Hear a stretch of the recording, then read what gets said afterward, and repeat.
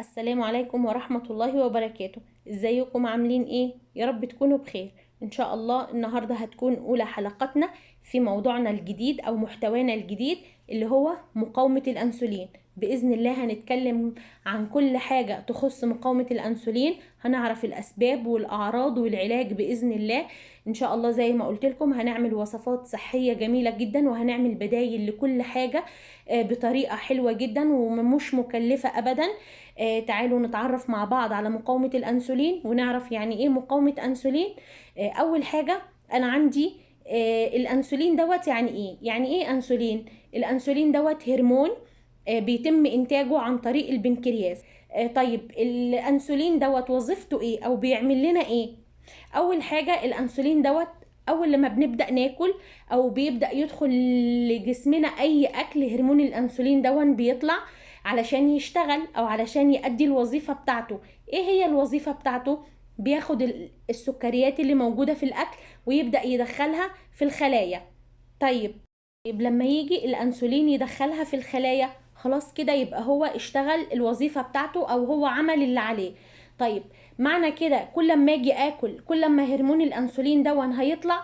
ايوه، كل ما نيجي ناكل او كل ما يدخل بقنا اي اكل، حتى لو اللي احنا بنسميه سناكس، لو احنا اي حاجة بسيطة، لو شيبسي، لو شوكولاتة، لو تفاحة، اي حاجة بتدخل بقنا دوت هرمون الانسولين بيطلع ويبدأ يشتغل، يبدأ ياخد كل الحاجات اللي دخلت او ياخد السكريات تحديدا من الاكل اللي دخل ويروح يحطه فين؟ في الخلايا.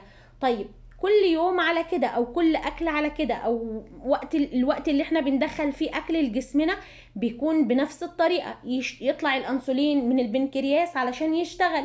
طيب بيجي عليه وقت الخلايا دي بتكون خلاص اتملت ايه؟ اتملت سكر. طب ليه اتملت سكر؟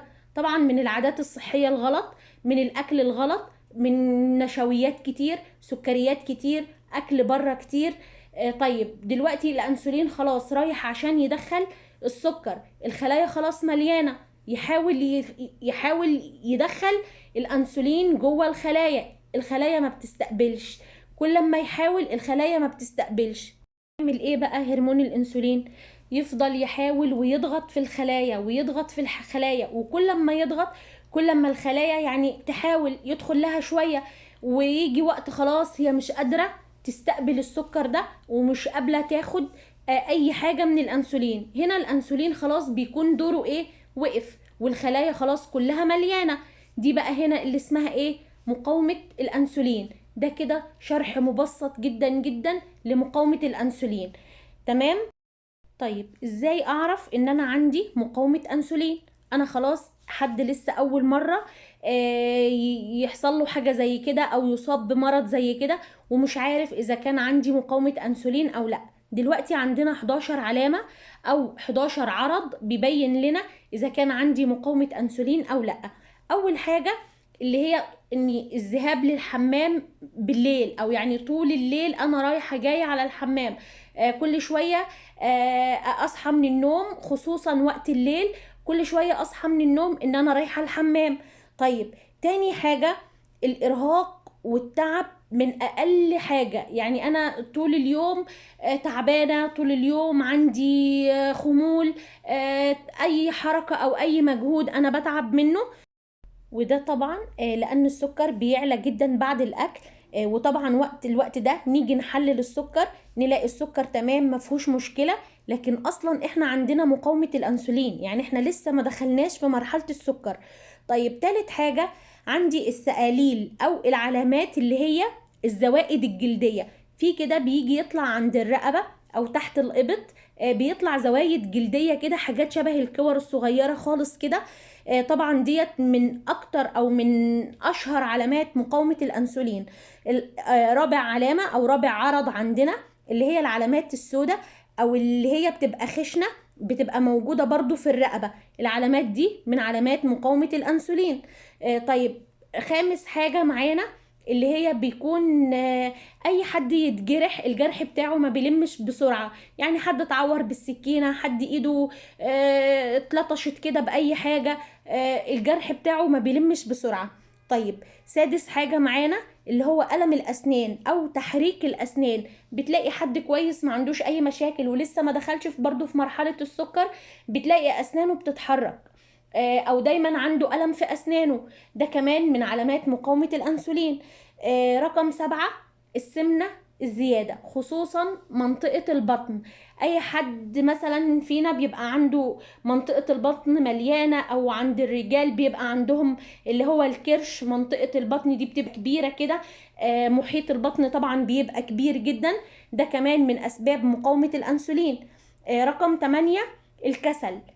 كل حد مثلا بيجي عليه وقت تلاقيه دايما كسلان، لكن بعد كده بيرجع يتنشط، لكن مريض مقاومة الأنسولين على طول كسلان، خصوصا بعد الأكل. وقت ما بناكل خلاص أكلنا، جرب كده مثلا حد يكون لسه واكل أو مثلا وجبة الغداء يكون أكل وتقل فيها شوية، بيجي بعد كده يلاقي نفسه عايز ينام او زي كده جه عليه وخم طول بعد يا دوب خلاص خلص الاكل، بيجيله ان هو خلاص عايز ينام، مش يعني مش قادر يكمل او مش قادر يقعد. رقم 9 معانا بنلاقي بقى الانسان بدأ يبقى عنده مشاكل في الهضم، الاكل ما بقاش يتهضم زي الاول، ما بقاش الجهاز الهضمي بتاعه شغال زي الاول. رقم 10 الشره للاكل او الشراهه ناحيه الاكل او الحلويات خصوصا، عاوز ياكل طول الوقت، عاوز ياكل كتير طول الوقت، عاوز ياخد سكريات، طبعا دي برضو من اهم الاسباب. رقم 11 علامات في الاصابع، بيجيلي زي علامات في ايدينا كده من عند اللي هي اسمها البراجم، او في ايدي كده بيكون فيها علامات سودة، طبعا برضو ديت من اسباب مقاومة الانسولين.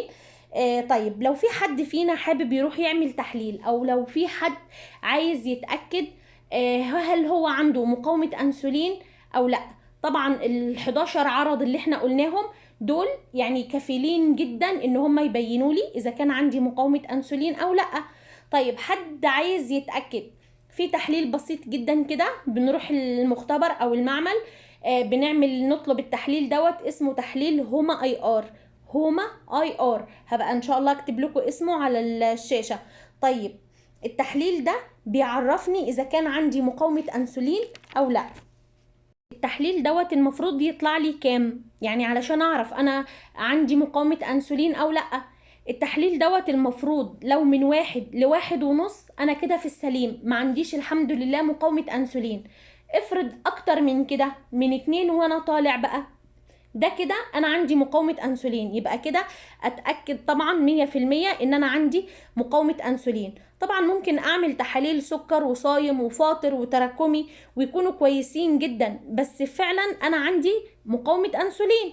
طب هنعرف منين؟ بالتحليل اللي قلت لكم عليه اللي هو الهوما اي ار، وزي ما قلنا من 1 ل1.5 انا في السليم، من 2 فما فوق انا كده عندي مقاومة انسولين. تمام كده خلاص عرفنا يعني ايه مقاومة انسولين. ان شاء الله بإذن الله نكمل في حلقات تانية كتير. يا ريت تشتركوا في القناة وتفعلوا الجرس علشان توصل لكم كل الفيديوهات الجديدة. اسيبكم في حفظ الله واقول لكم السلام عليكم ورحمة الله وبركاته.